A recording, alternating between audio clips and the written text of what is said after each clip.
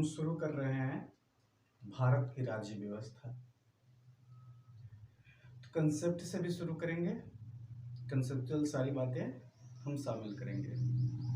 हम बता देते हैं कि इस वीडियो में हम क्या क्या पढ़ाने वाले हैं। तो पहली बात की प्रस्तावना के बारे में बताएंगे। प्रस्तावना,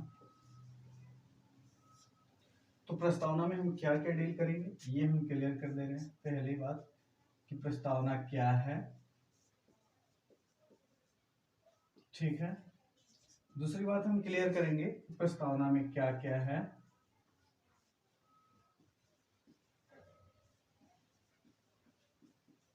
ठीक है। तीसरा हम क्लियर करेंगे कि प्रस्तावना में जो मुख्य शब्द हैं उसकी व्याख्या की बात की जाएगी। तो मुख्य शब्द की व्याख्या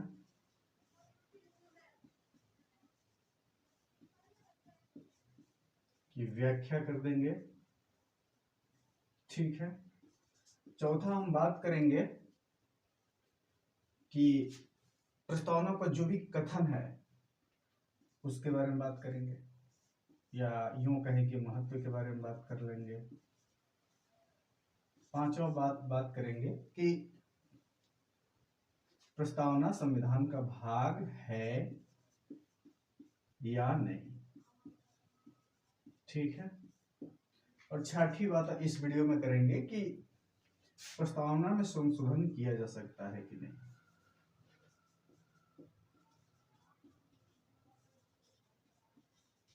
संशोधन किया जा सकता है कि नहीं, तो इन 6 बिंदुओं पर हम इस वीडियो में बात करने वाले हैं। तो शुरू करते हैं कि अब आते हैं प्रस्तावना के बारे में हमने ये डील कर लिया।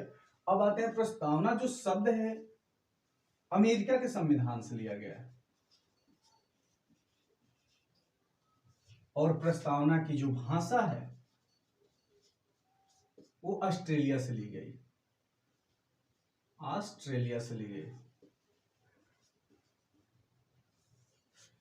तब जाकर प्रस्तावना का एक प्रारूप तैयार हुआ। प्रस्तावना को उद्देशिका भी कहते हैं। ऐसा इसलिए कहते हैं कि पंडित जवाहरलाल नेहरू ने उद्देश्य प्रस्ताव रखा था 13 दिसंबर 1946 को। उसी के नाम पर प्रस्तावना को उद्देशिका भी कहते हैं, ठीक है। अब सवाल ये उठता है कि प्रस्तावना क्या है, तो ऐसे करके देखते हैं। तो प्रस्तावना संविधान की परिचय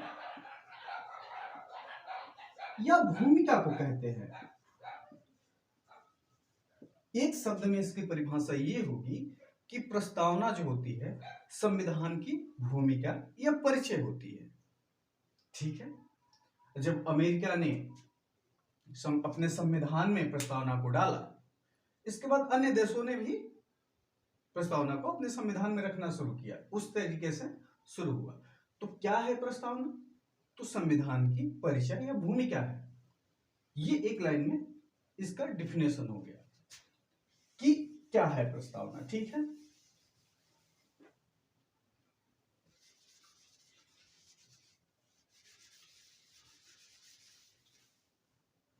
अब सवाल दूसरा उठता है कि प्रस्तावना में क्या क्या है। तो इसको देख लेते हैं कि प्रस्तावना में क्या क्या है। तो प्रस्तावना में क्या क्या है, इसमें 4 चीजें हैं जो दिखती है। क्या क्या दिखती है? तो प्रस्तावना किस शब्द से शुरू होता है कि हम भारत के लोग, होता है कि हम भारत के लोग भारत को एक संप्रभु लोकतंत्र समाजवादी पंथ निरपेक्ष बनाने के लिए, तो हम कौन? भारत की जनता। तो पहली बात आता है कि शासन कौन करेगा। शासन के स्रोत के बारे में आती है बात। शासन का स्रोत, कि शासन कौन करेगा? जनता करेगी। ये बात प्रस्तावना से दिखती है। इसके बाद दिखती है दूसरा प्रकृति, कि जब शासन कोई प्रतिनिधि करेगा तो किस आधार पर करेगा, तो वो प्रकृति किस प्रकार की होगी। तो प्रकृति ये बताई गई प्रस्तावना में, किस वो जो राज्य होगा संप्रभु होगा, ठीक है, किस प्रकार का होगा? लोकतंत्र होगा, लोकतांत्रिक होगी प्रक्रिया, गणतांत्रिक प्रक्रिया होगी,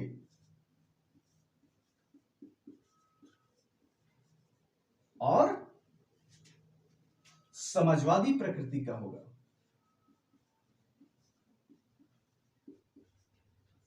तो ये प्राकृतिक है, प्रस्तावना में दिया गया कि इस प्रकृति का शासन हम करेंगे भारत में। ठीक है, तो इसका उद्देश्य होगा, शासन का स्रोत जनता है, जनता शासन करेगी, प्रकृति की ये है। तो शासन करने का उद्देश्य क्या होगा कि हम देश में राज्य करेंगे, तो उसका उद्देश्य होना चाहिए। तो उद्देश्य के बारे में बात की गई। और चौथा है तिथि। तो उद्देश्य क्या होना है? तो क्लियर है कि स्वतंत्रता, समता, बंधुत्व और समाज में न्याय स्थापित करना, ये प्रस्तावना में बातें की गई कि उद्देश्य ये होगा शासन करने की। और लास्ट में तिथि है, लागू होने की तिथि, लागू होने की तिथि। ये संविधान कब लागू हुआ? 26 नवंबर 1949 को। ये क्या क्या है उसके बारे में एक विस्तृत वर्णन हो गया। हम आगे और भी बेहतरीन ढंग से देखेंगे। तो ये चीजें हैं, ठीक है। अब हम बात करेंगे कि मुख्य शब्द की व्याख्या, मुख्य शब्द कौन कौन से हैं उसके बारे में देख लेंगे।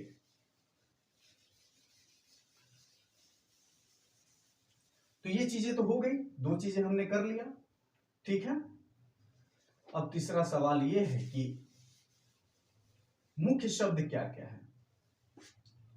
देखिए, तो मुख्य शब्द लगभग 9 हैं, उसमें एक एक की हम चर्चा करेंगे, ठीक है। एक एक की चर्चा करेंगे। तो पहला शब्द हम ले लेते हैं संप्रभु।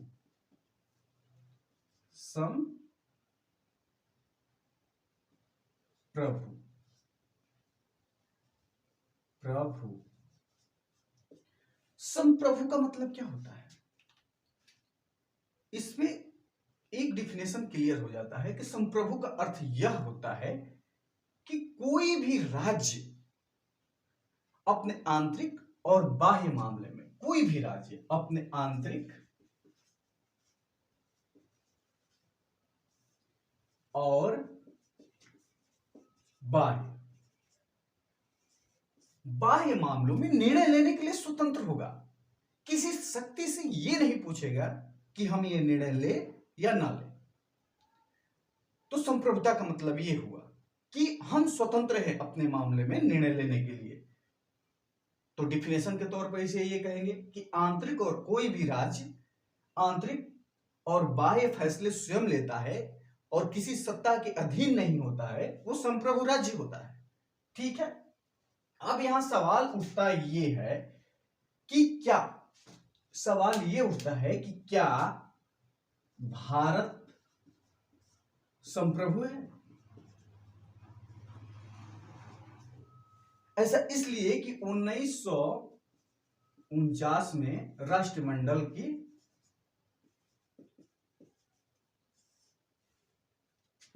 में भारत शामिल हो गया था। तो सवाल ये उठता है कि भारत क्या संप्रभु राज्य है? क्योंकि भारत राष्ट्रमंडल में शामिल हुआ था। दूसरा सवाल ये भी पैदा होता है कि भारत संयुक्त राष्ट्र संघ का सदस्य है, तो क्या इससे संप्रभुता का क्षति नहीं होता है? तो इसका जवाब होगा कि नहीं, इससे भारत के संप्रभुता पर कोई खतरा नहीं है, क्योंकि जो भी 1949 में फैसले लिए गए वो कोई भारतीय संविधान में लिखित रूप से वो वर्णित नहीं है। लिखित रूप से वर्णित नहीं होने के कारण हम कह सकेंगे कि भारत एक संप्रभु राज्य है, क्योंकि भारत में सर्वोच्च कानून बनाना हो या संसद में कोई बात रखनी हो तो उसके लिए संविधान ही सर्वोपरि है। तो भारत एक संप्रभु राज्य है। दूसरा बात कि भारत किसी भी सीमा को अधिग्रहण कर सकता है और अपनी सीमा को दूसरे राज्य को भी दे सकता है। तो उस स्तर से भी भारत एक संप्रभु राज्य है। ठीक है, ये एक बात हुई। दूसरा बात, हम आते हैं दूसरी बात पे। दूसरा शब्द आता है, इसको मिटा लेते हैं।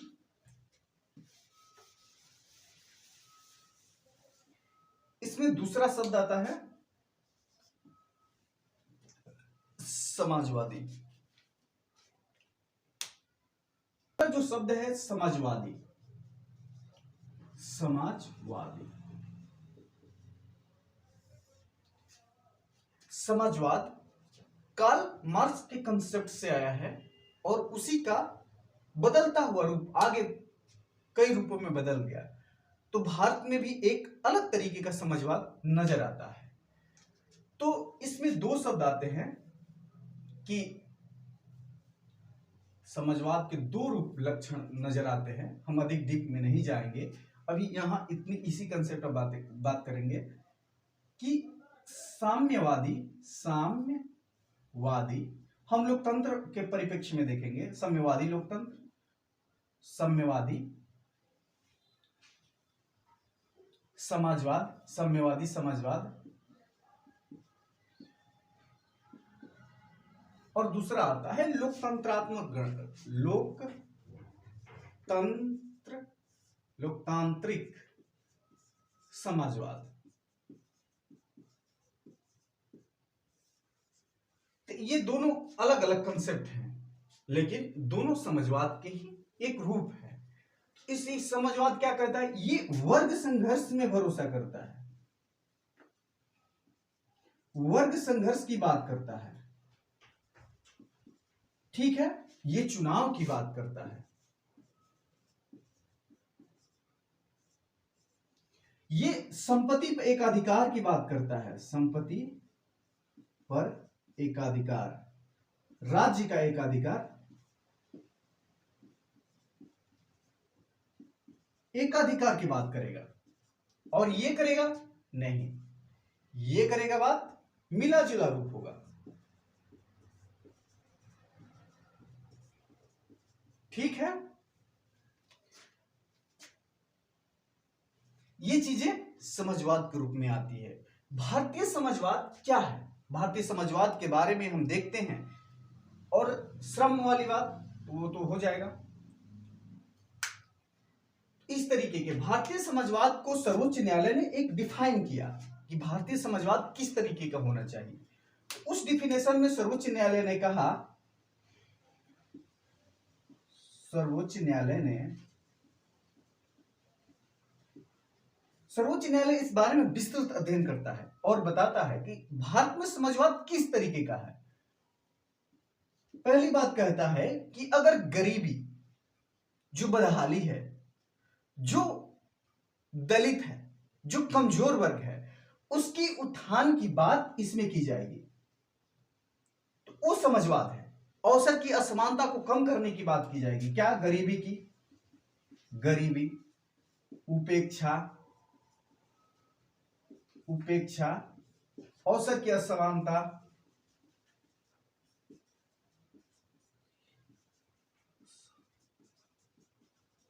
अवसर की असमानता कम करने की बात की जाएगी। ये सर्वोच्च न्यायालय ने डिफाइन किया। दूसरी बात, सर्वोच्च न्यायालय ने यह कहा कि भारतीय समाजवाद मार्क्सवादी समाजवाद से अलग है। ठीक है, भारत का समाजवाद और गांधीवाद समाजवाद, गांधी का समाजवाद, गांधीवाद जिसे कहते हैं, वो दोनों का मिला जुला रूप है। यानी दूसरे शब्दों में इसे इस तरह कहेंगे कि भारतीय समाजवाद, भारतीय समाजवाद, भारतीय समाजवाद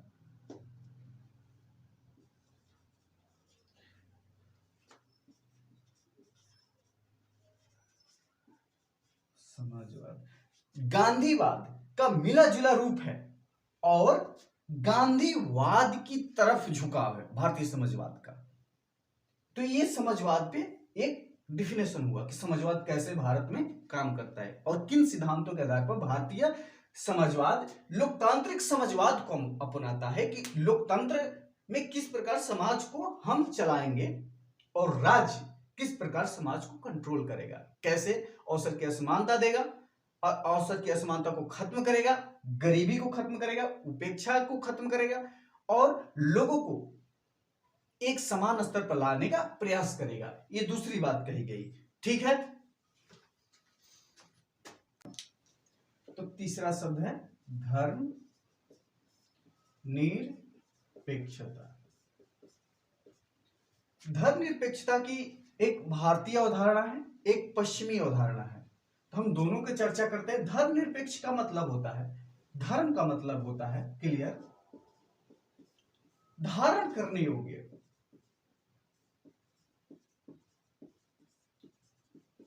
या वो जो लोगों को धारण करना चाहिए, लोगों को जो धारण करना चाहिए उसको धर्म कहते हैं। तो दो ये राजनीति से संबंधित दो बातें आई। पश्चिमी अवधारणा ये है,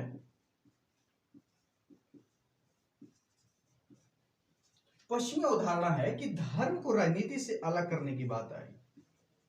धर्म और राजनीति अलग अलग चीजें हैं, ठीक है, क्योंकि वहां धर्म की विविधता नहीं है, ईसाई धर्म ही है उस तरीके से। और भारत में धर्म जो है, धर्म को हम कर्तव्य से देखते हैं। भारत में धर्म को हम कर्तव्य से देखते हैं। कैसे? जैसे पुत्र का माता पिता के प्रति कर्तव्य, इस प्रकार से पुत्र का माता पिता के प्रति क्या कर्तव्य होता है। और यहां धर्म को राजनीति से अलग नहीं किया गया है।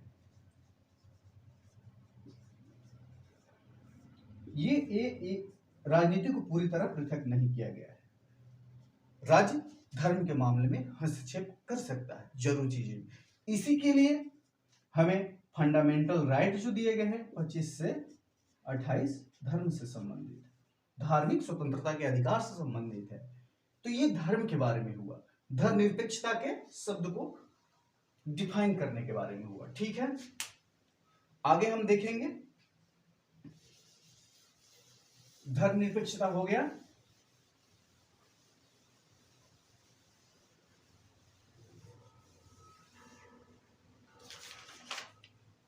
लोकतांत्रिक, आगे चौथा शब्द है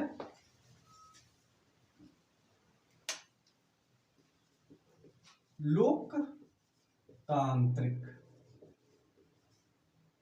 लोकतांत्रिक क्या होता है? लोकतंत्र, लोकतांत्रिक। लोकतंत्र का मतलब यह होता है कि सर्वोच्च शक्ति जनता के पास होगी।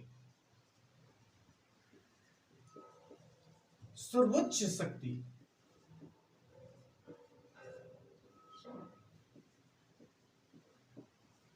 जनता के पास। लोकतांत्रिक प्रक्रिया ही ये होती है कि सर्वोच्च शक्ति जनता के पास ही होती है और वही उस शक्ति का इस्तेमाल करती है। अब लोकतंत्र कितने प्रकार के होते हैं ये भी बात है। लोकतंत्र का मतलब ये हुआ कि सर्वोच्च शक्ति जनता के पास होगी। तो लोकतंत्र को हम डिफाइन करते हैं दो शब्दों में। दो प्रकार के होते हैं लोकतंत्र भी, क्योंकि इन बेसिक स्ट्रक्चर को आप समझेंगे तभी आगे बढ़ेंगे और अन्य चैप्टर आपको अच्छे से समझ में आने लगेंगे। तो दो, एक होता है प्रत्यक्ष लोकतंत्र, प्रत्यक्ष लोकतंत्र, और दूसरा होता है अप्रत्यक्ष लोकतंत्र। ठीक है, प्रत्यक्ष लोकतंत्र में जनता सीधे चुनती है प्रतिनिधि को। इसमें 3-4 वो कदम होते हैं, जैसे कि क्या होता है, परिप्रेक्षा होती है। परिप्रेक्षा पूछा जाता है लोगों से कि क्या आप खड़े होंगे। दूसरी बात होती है पहल, तो फिर उसके लिए पहल किया जाता है। चौथी बात ये होती है कि रिकॉल किया जाता है, फिर से बुलाने की बात की जाती है। और चौथा जनमत संग्रह।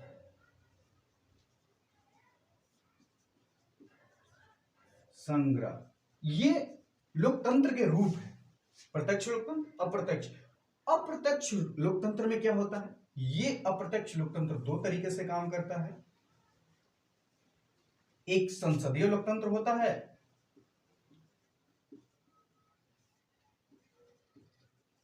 और एक होता है राष्ट्रपति के अधीन।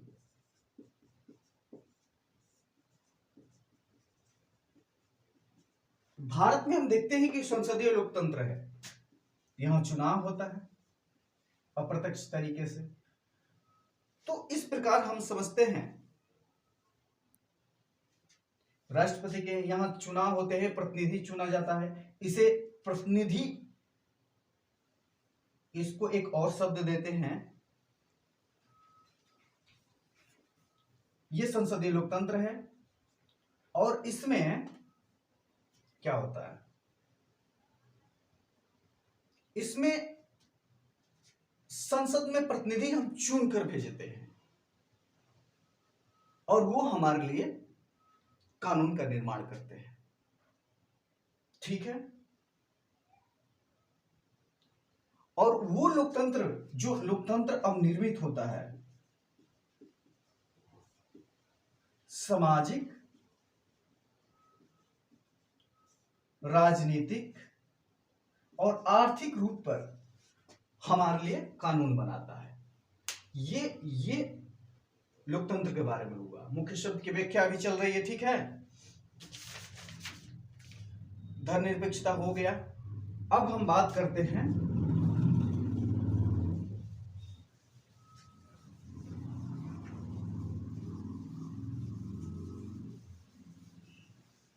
पांचवा शब्द गणतंत्र की। गणतंत्र,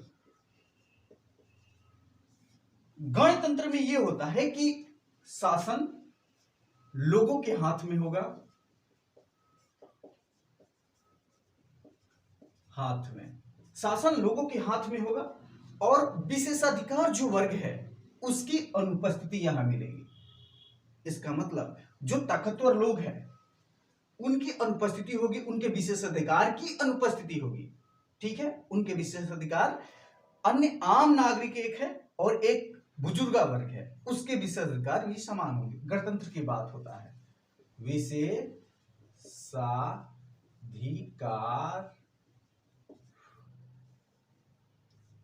की अनुपस्थिति, माने जो विशेषाधिकार लोग हैं उनके अधिकारों की अनुपस्थिति मिलेगी। ये जो गणतंत्र है लोकतंत्र का एक रूप है। इसमें हम देखते हैं ऐसे लोकतंत्र का एक रूप है। क्या है, तो हम देखते हैं कि ये राजशाही एक होती है लोकतंत्र में, राजशाही, और एक होता है गणतंत्र। राजशाही में क्या होता है, राजा रानी उत्तराधिकार के बल पर चीजें चलती है। अगर राजा का बेटा है तो फिर से वो राजा बन जाएगा, जैसे कि ब्रिटेन में है। ब्रिटेन में, ठीक है।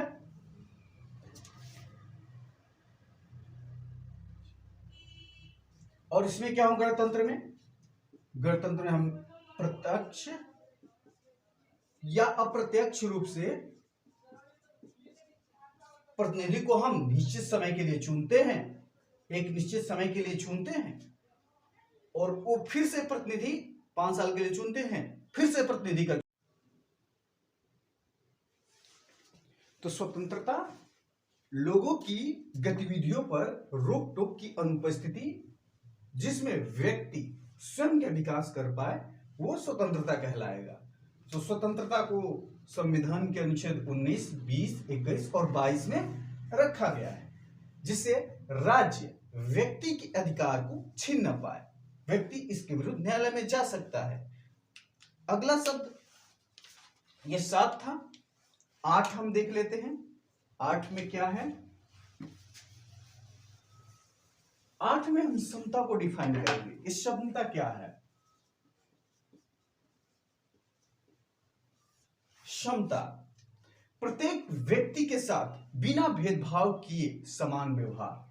समता प्रत्येक व्यक्ति के साथ, प्रत्येक व्यक्ति होंगे उनके साथ बिना भेदभाव के समान व्यवहार, वह समानता कहलाएगा। व्यवहार, ठीक है। जब कोई व्यक्ति होगा उसको बिना भेदभाव का समान व्यवहार किया जाएगा तो वो समानता कहलाएगा। समानता किन आधार पर की गई है?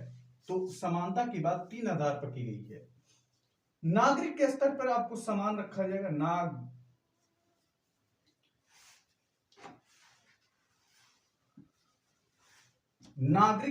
नागरिक स्तर पर समानता की बात की जाएगी।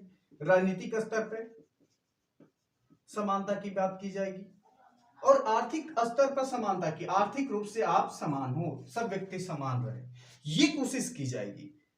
और इसके लिए आर्टिकल 14 से 18 है जो संविधान में इसकी रक्षा करता है, ठीक है। अब लास्ट वाला शब्द बनता है 9वां शब्द जो संविधान प्रस्तावना मुख्य शब्द की चर्चा में शामिल है। और 9वां शब्द है बंधुत्व की बात।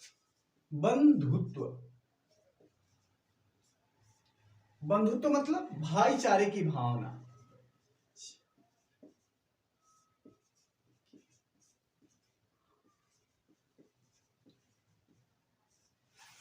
बंधुत्व मतलब क्या होता है? भाईचारे की भावना।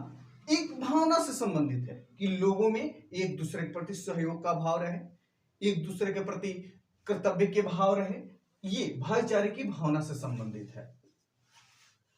अब इसमें देखेंगे कि ये बंधुत्व तभी समाज में आ पाएगा जब 3 कंसेप्ट एक्चुअली काम करेंगे। कौन कौन समझे? स्वतंत्रता, समानता, बंधुत्व। ये तीनों कंसेप्ट तभी काम करेंगे, तभी एक स्वतंत्र समानता का निर्माण हो पाएगा। तो इसके बिना इसका कोई अस्तित्व नहीं है, इसके बिना इसका कोई अस्तित्व नहीं है, न इसके बिना इसका अस्तित्व है। तो सब एक दूसरे के परस्पर हैं और दोनों साथ साथ गति करते हैं, ठीक है। ये 9वां शब्द हो गया कि समानता की बात की जाएगी, ठीक है। बंधुत्व के लिए क्या किया गया है? सरकार ने क्या किया है? एकल नागरिकता का प्रावधान रखा है, नागरिकता की प्रावधान रखा है कि सब में भाईचारे की भावना हो, साथ साथ मौलिक कर्तव्य जोड़े गए हैं कि लोगों में साथ एक समन्वय का भाव संबंध रहे, ठीक है। ये हो गया। बीच में एक कंसेप्ट छूटा था, उसको हम देख लेते हैं। वो क्या छूटा था? तो प्रस्तावना में एक बार संशोधन हुआ है, प्रस्तावना में एक बार संशोधन हुआ है। यह संशोधन 42वां संविधान संशोधन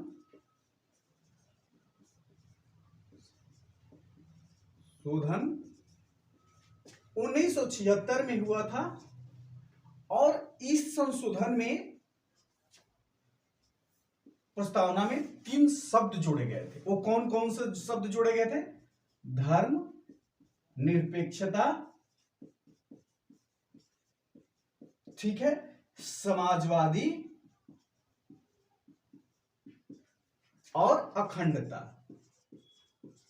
तो ये आपको ध्यान रखना होगा कि 42वां संविधान संशोधन में 1976 में कौन से 3 शब्द जोड़े गए थे? धर्मनिरपेक्षता, समाजवादी और अखंडता। ये 3 शब्द जोड़े गए थे। हम मूल सवाल पे आ जाते हैं कि अब ये चीजें तो हमने डिस्कस कर लिया, ये मुख्य शब्द की व्याख्या तो अब कर लिया। अब कथन पे आ जाते हैं कि प्रस्तावना में क्या क्या किस किस बारे में और कौन कौन लोगों ने कथन दिया है कि प्रस्तावना क्या है। तो एक सबसे बड़ा एक कथन आता है ठाकुरदास भार्गव का। पहला कथन आता है ठाकुर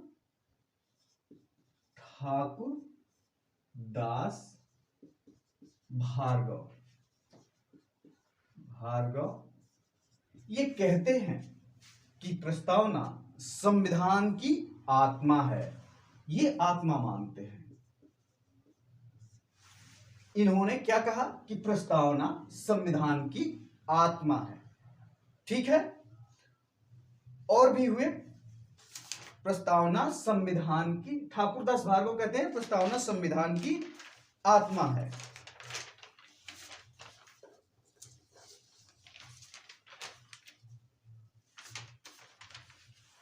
ठीक है, के एम मुंशी एक हैं, दूसरा के एम मुंशी ये कहते हैं कि जो प्रस्तावना है,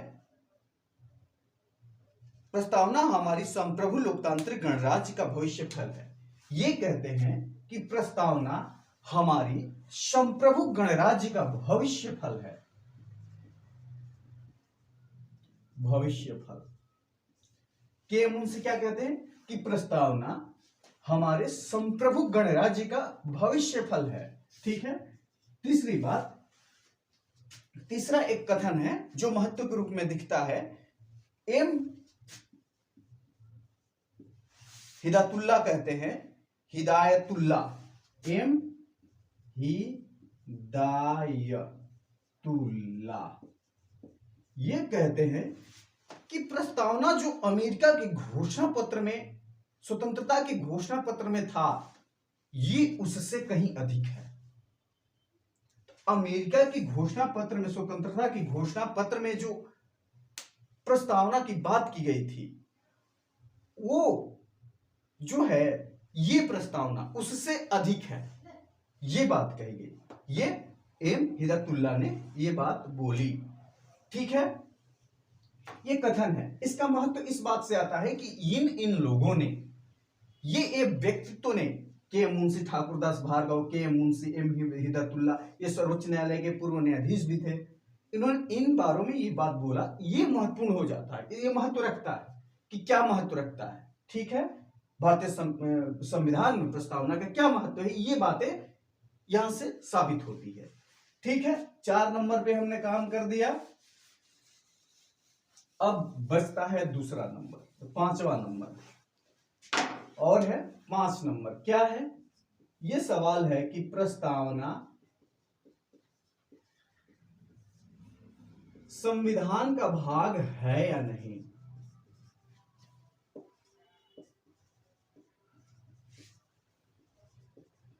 है या नहीं, ठीक है, ये एक सवाल है। तो हम चलते हैं। इस मामले में बहुत से केसेस आए। तो शुरुआती दौर का केस जो है बेरूबारी एवं संघ मामले आया। बेरूबारी एवं संघ मामले, इसमें न्यायालय ने कहा, 1960 में हुआ था। इसमें न्यायालय ने कहा कि प्रस्तावना संविधान का भाग नहीं है। क्यों कहा? इसलिए कहा कि जो प्रस्तावना में शब्द है, जैसे स्वतंत्रता, इसको एक शब्द में पिरोया नहीं जा सकता। इसको अलग अलग तरीके से व्याख्या किया जा सकता है। जबकि स्वतंत्रता मान लेते, स्वतंत्रता जो प्रस्तावना में है, वो स्वतंत्रता हमारे संविधान के आर्टिकल में है, जो फंडामेंटल राइट है, वो उसकी व्याख्या सीमित तरीके से है। जबकि प्रस्तावना में जो स्वतंत्रता की बात की गई है, वो उसकी व्याख्या अनलिमिटेड की जा सकती है। इसीलिए बेरूबारी संघ ने कहा कि नहीं, प्रस्तावना संविधान का भाग नहीं है। फिर केशवानंद भारती केस आया। ये तो सबको पता है, केशवानंद भारती केस आया।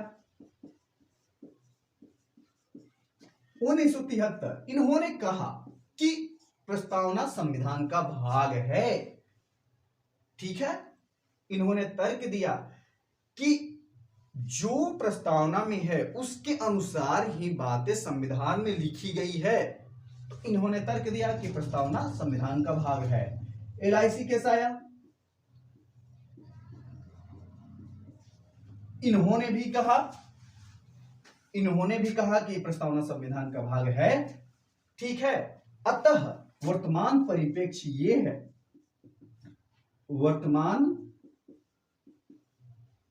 वर्तमान में है, क्या है? तो पहला डालते हैं कि प्रस्तावना संविधान का भाग है। ठीक है, तो लिखेंगे प्रस्तावना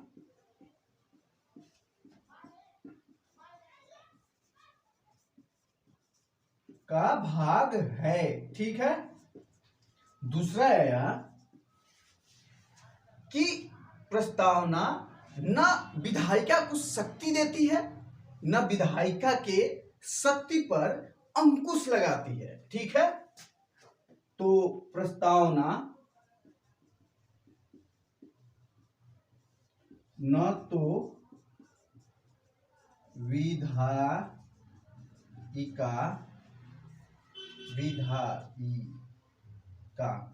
को शक्ति देती है,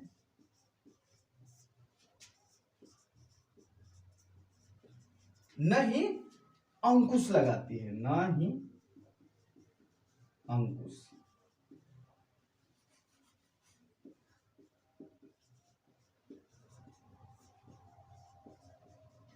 ये बात इसमें आया। ठीक है, तीसरी बात कही गई कि प्रस्तावना गैर न्यायिक है, यानी कि प्रस्तावना को आप इस आधार पर नहीं ले जा सकते कि इसे लागू नहीं कराया जा रहा है, इसे लागू नहीं किया जा रहा है। तो प्रस्तावना गैर न्यायिक है, इसे न्यायालय में लागू नहीं कराया जा सकता। न्यायालय ये नहीं कर सकता इस कानून को आप लागू क्यों नहीं कर रहे। ठीक है, स्वतंत्रता को आप पूरी तरह क्यों नहीं लोगों को दे रहे हैं, ये बात नहीं की जा सकती। तो प्रस्तावना गैर न्यायिक है,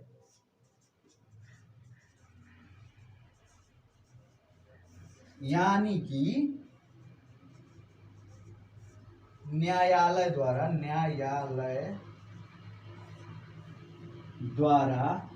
लागू नहीं कराया जा सकता।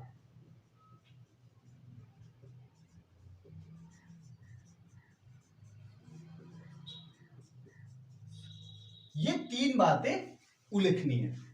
तो प्रस्तावना में संविधान का भाग है या नहीं, ये बात क्लियर होगी।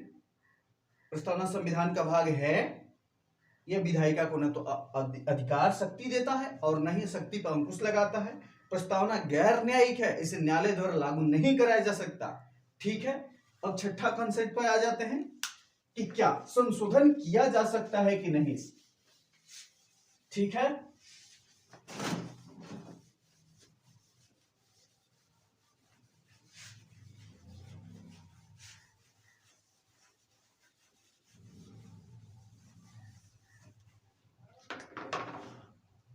अब संशोधन की बात आई कि प्रस्तावना में क्या संशोधन किया जाएगा या नहीं किया जाएगा। तो ये भी वही बेरुबारी वाला है,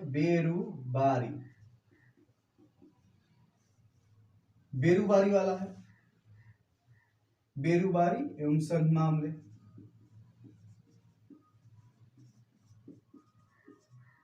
इसने कहा कि संशोधन नहीं किया जा सकता। फिर केशवानंद भारती केस आया,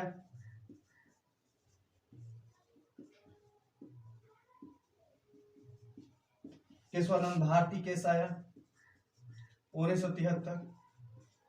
इसने 1973 इसने कहा कि संशोधन प्रस्तावना में किया जा सकता है,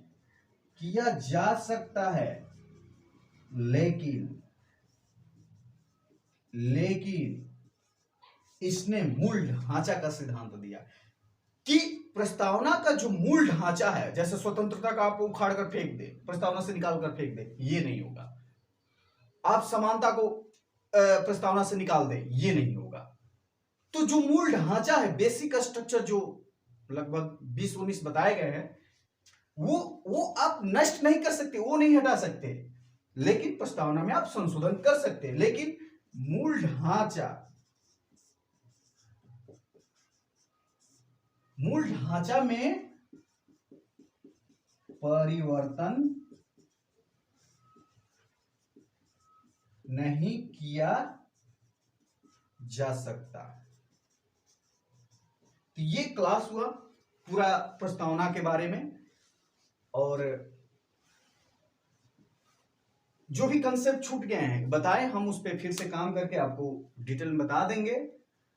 और इस चैनल को अधिक से अधिक शेयर, लाइक और सब्सक्राइब करें। मिनिमम 5 लोग को तो आप शेयर करें ही, और हम रोज वीडियो लेकर आएंगे, ठीक है। रोज अब पॉलिटी शुरू हो गया है, जिससे राज्य व्यवस्था के स्तर से कहेंगे, पॉलिटी तो नहीं कहेंगे, राज्य व्यवस्था कहेंगे। तो उस तरीके से हम शुरू करेंगे और रोज वीडियो अपलोड किया जाएगा।